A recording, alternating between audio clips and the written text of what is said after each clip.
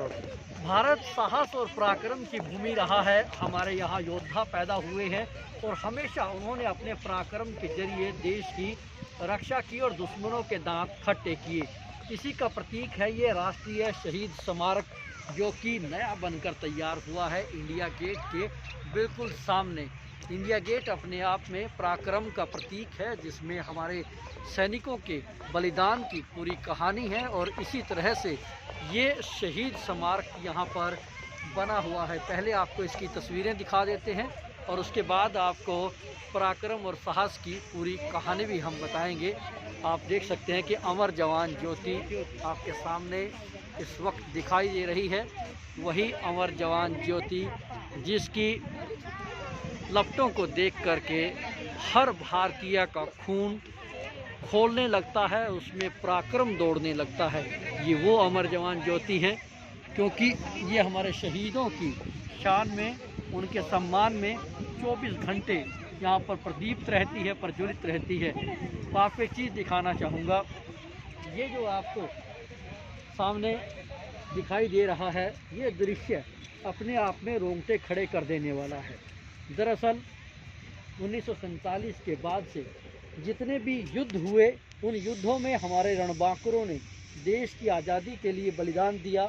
जितने पत्थर आपको दिखाई दे रहे हैं, इनको इस भारत की नींव के पत्थर कहा जा सकता है, क्योंकि इन्हीं पत्थरों के ऊपर आज़ाद मुल्क की बुनियाद रखी हुई है।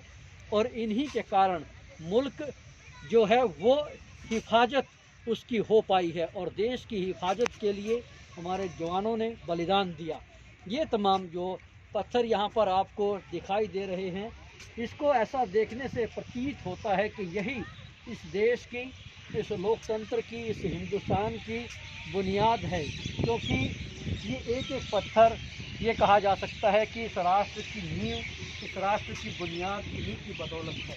इस नए स्मारक पर जितने भी युद्ध हुए, चाहे वो पाकिस्तान के साथ हुआ हो या चीन के साथ हुआ हो, सभी युद्धों में जितने शहीद हुए उन सब का नाम उल्लेखित है। और कमोबेश ये चारों तरफ एक बहुत लंबी एक गैलरी है, जिसमें आपको दिखाई देगा। और ख़ास तौर पर हम आपको दिखा रहे हैं कि सामने किस तरह से है। और जो ऑपरेशन विजय था, कारगिल युद्ध, वो भारत के जो सबसे आखिरी एक जो लड़ाई अभी तक की कही जा सकती है, वो मई 1999 में जो शुरू हुई थी।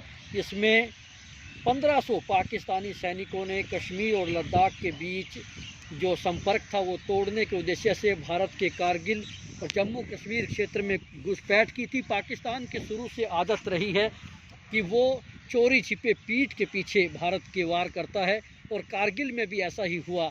जब सर्दियों के बाद जो पोस्ट खाली थी, वहाँ पर पाकिस्तानी भेड़िए छुप कर बैठे हुए थे, और जब भारत की इंटेलिजेंस को उसका पता लगा तो बड़े साहस के साथ एक युद्ध लड़ा गया, और जिसमें कुल 674 भारतीय सैनिकों ने सर्वोच्च बलिदान दिया। और इनमें से 4 वीर सपूतों को परमवीर चक्र, 10 को महावीर चक्र और 17 को वीर चक्र दिया गया, और अन्य शौर्य पुरस्कार भी दिए गए।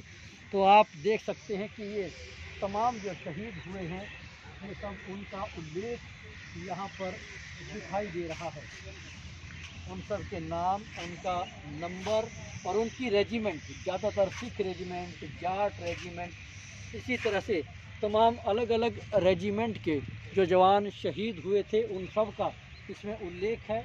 और ये इतनी बड़ी तादाद है कि हम गिनती भी नहीं कर पाएंगे। आप देखेंगे कि शहीद स्मारक के चारों तरफ ये जो गैलरी बनी है, कॉरिडोर बना है, इसमें शहीदों का उल्लेख है सभी जगह पर, और उनका पूरे का पूरा उल्लेख है कि कब वो शहीद हुए, कौन सी रेजिमेंट के थे, और जितने भी भारत के युद्ध हुए, जितने मोर्चे लड़े गए, उन सब का पूरा इतिहास भी जगह जगह यहाँ पर डिस्प्ले किया गया है।